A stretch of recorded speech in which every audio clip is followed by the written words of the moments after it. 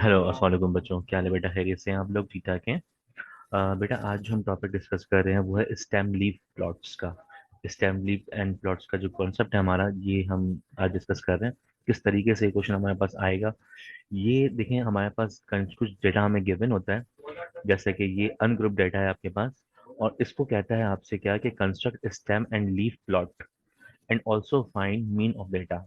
आप इसको क्या करें, इसका स्टेम ऑफ लीफ बनाएं एंड उस डेटा का आप क्या करें, मीन भी निकालें। अब मीन तो आप डायरेक्ट इस वैल्यू का निकाल सकते हैं ना। आप मीन कैसे निकाल सकते हैं? आपको पता है फॉर्मूला, मीन का फॉर्मूला क्या होता है? आपको मीन का फॉर्मूला पता है? अनग्रुप में मीन कैसे निकालते हैं आप? समीशन एक्स अपॉन एन करके। तो अब यहाँ पे जब भी आप समीशन एक्स अपॉन एन करेंगे तो आपके पास क्या होगा? आपके पास मीन आ जाएगा। तो इसमें तो इतना बड़ा कोई कॉन्सेप्ट का मसला नहीं है, तो आपने पहले पढ़ा हुआ है। अब समीशन एक्स क्या होगा, इन सबको ऐड कर लो, तो जो भी आपका आंसर आएगा वो यहाँ पे आप लिख देंगे। समीशन एक्स आपका ये आया। अच्छा, स्टेम लीफ अगर आपको बनाना है तो ये कैसे बनाएंगे, ये इसका कॉन्सेप्ट जरा बहुत अच्छे से समझिएगा। यहाँ पे हमारे पास जो डेटा गिवन है, इसमें किस तरह का डेटा है? इसमें 10 to 20 तक का डेटा है, 10 से 19 तक का डेटा है, 10 से 20 तक का डेटा है। अब इसमें देखें आप, क्या है, 18 है। यानी अगर मैं बात बोलूँ यहाँ पे कि टेंस वैल्यू जो है वो कितनी है, 18 है, 19 है, 15 है, 14 है, 19 है, एंड देन 15 है, 12 है। ये वो वैल्यूज हैं जो टेंस में आती है ना, आपके 10 वैल्यूज हैं। यानी कि 10 से लेके 19 तक मैं इसको बोलूँ, 10 से लेके 19 तक अगर मैं बोलूँ, तो यहाँ पे आपके वैल्यूज जो वो क्या है, 18 है, 19 है, 15 है, 14 है, 9 है, 15 है, 12 है। अब देखो, इसको मैं स्टेम लीफ में कैसे कन्वर्ट करूंगा? ये जो आपकी वैल्यू जस्ट लाइक 18 है, इसके अंदर ये वाला पार्ट जो है चला जाएगा स्टेम में, और ये वाला जो पार्ट है ये चला जाएगा लीफ में। ठीक है, जस्ट लाइक 18 का 1 मैंने यहाँ पे लिखा, ठीक है ना, और जो 8 है उसको मैंने लीफ में लिख दिया, तो अब ये कैसे पढ़ा जाएगा? 18 पढ़ा जाएगा। अब 19 है, 18 आपने लिख लिया, 19 है, 19 का 1 यहाँ पे ऑलरेडी आया हुआ है, तो सिर्फ 9 क्या होगा, यहाँ पे आ जाएगा। तो ये आ गया आपके पास क्या? अगर 18 लिखा हुआ है, इसका फर्स्ट डिजिट शो करता है किसको? स्टेम को। एंड सेकंड डिजिट शो करता है किसको? लीफ को। तो इसका मतलब 18 और 19 कैसे लिखा गया? 1819। 15 कैसे लिखेंगे? 1819 के बाद 15 कैसे लिखा जाएगा? 1 यहाँ पे लिखा गया है, तो यहाँ पे क्या आएगा आपके पास? 5। देन 14 में क्या होगा? यहाँ पे क्या आ जाएगा? 4 आ जाएगा। 19 में क्या आ जाएगा? यहाँ पे 9 आ जाएगा।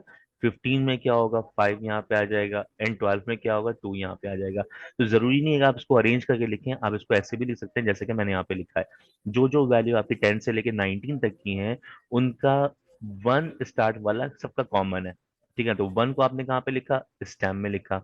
और सबका जो आपका लीफ वाली वैल्यू है, यानी सेकंड वैल्यू जो है वो डिफरेंट है, तो वो कहाँ पे आ गई? वो लीफ में आ गई। अब इसी तरीके से दूसरा डेटा हमारे पास कौन सा है? ट्वेंटीज में वैल्यूज है। तो ट्वेंटीज में वैल्यू कौन सी है आपके पास? एक। अगर मैं यहाँ से ये वाला मिटा दूं इसको, तो ये आपका क्या बनेगा? अगर मैं इसको मिटा दूं यहाँ से, आपके पास 10 वाला कॉन्सेप्ट जितना भी था सबको मिटा दूं मैं, तो 10 वाला कॉन्सेप्ट क्या हो गया? खत्म हो गया।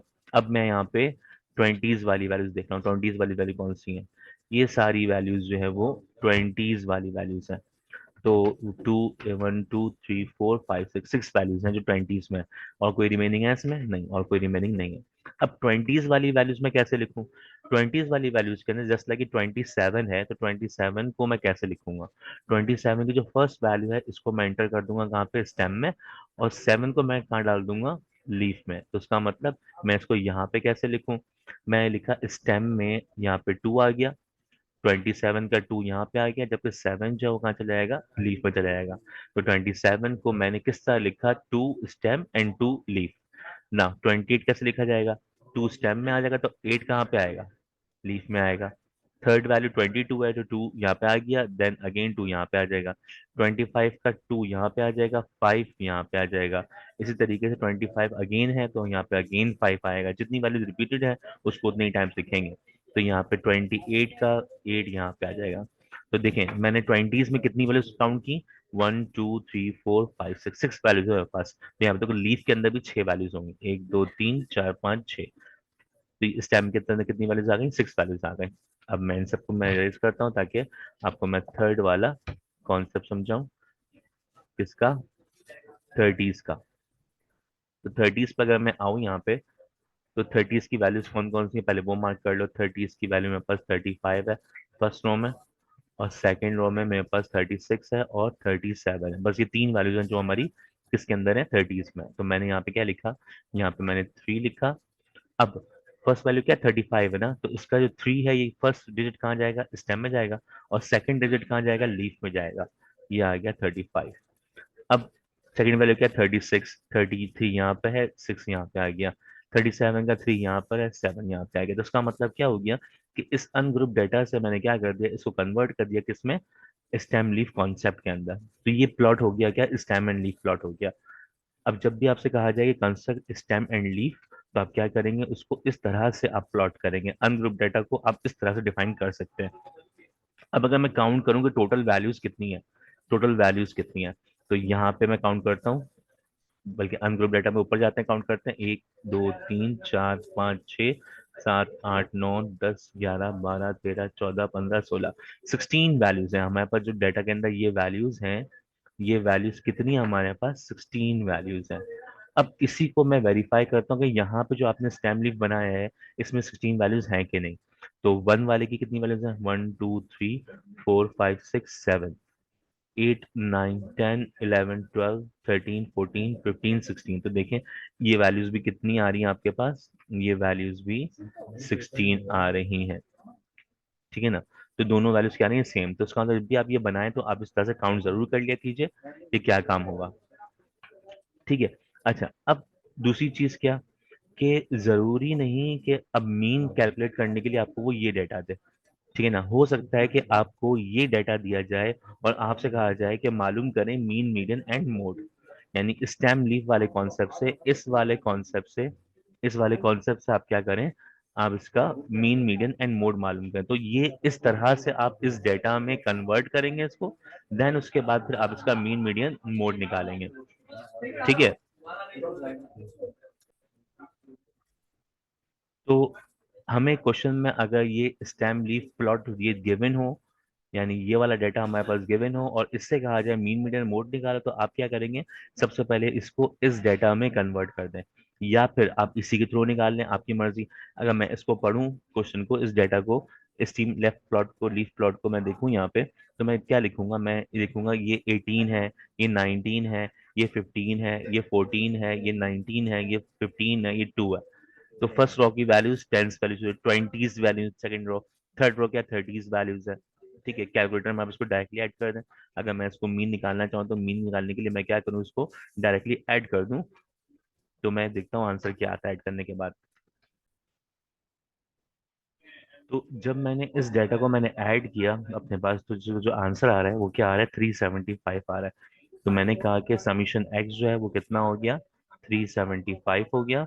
और डिवाइड कर दूं मैं किससे, 16 से। तो यानी 375 को डिवाइड कर देंगे 16 से, जो हमारा आंसर आएगा वो क्या आएगा देखते हैं। मैं कैलकुलेटर से डिवाइड कर रहा हूँ उसको, डिवाइड बाय 16। तो वैल्यू आ गई मेरे पास 23.4, 23.4। That is your main answer. तो ये हो गया आपका क्या, आंसर आ गया कॉन्सेप्ट का। कि आपको मालूम करना है, क्या मालूम करना था आपको, आपको कंस्ट्रक्ट करना था स्टेम एंड लीफ प्लॉट मालूम करना था आपको, और आपको मीन मालूम करना था। तो आपने स्टेम एंड लीफ कॉन्सेप्ट को बनाया है। यहाँ पे दो कॉलम बनाए, एक स्टेम का बनाया, एक लीफ का कॉलम बनाया। स्टेम में मैंने आपको बताया फर्स्ट डिजिट वैल्यू आती है, और सेकंड वैल्यू जो है वो आपकी लीफ के अंदर आती रहेगी। ठीक है। देन उसके बाद जो है आपने क्या किया, मीन मालूम किया। तो मीन आप स्टेम एंड लीफ वाले डाटा से भी मालूम कर सकते हैं, और ऊपर वाले डाटा से भी मालूम कर सकते हैं। अगर नीचे वाले डाटा से मालूम करेंगे तो कैसे मालूम करेंगे, जो फर्स्ट रॉ है आपकी ये 18 19 15 14 19 15 12, ये आपकी फर्स्ट रॉ की वैल्यू हो गई। सेकंड रॉ की वैल्यू क्या हो जाएगी, 22 28 22 25 25 28, ये आपकी सेकंड रॉ की वैल्यू हो गई। थर्ड रॉ की वैल्यू क्या होगी, 35 36 37। इन तमाम डाटा को आप कैलकुलेटर से ऐड कर दिया, आपके पास आंसर आया 375। और कितनी वैल्यूज हैं, 16 वैल्यूज हैं। तो आई होप कि आपको ये स्टेम एंड लीफ कॉन्सेप्ट समझ में आया होगा। अनग्रुप से हम इसको किस तरह से कन्वर्ट करते हैं, और इस स्टेम लीफ को हम अनग्रुप में कन्वर्ट कैसे करते हैं। तो मुझे जरूर अपना फीडबैक दीजिएगा। जब तक अपना ख्याल रखिए, ठीक है बेटा, अल्लाह हाफिज।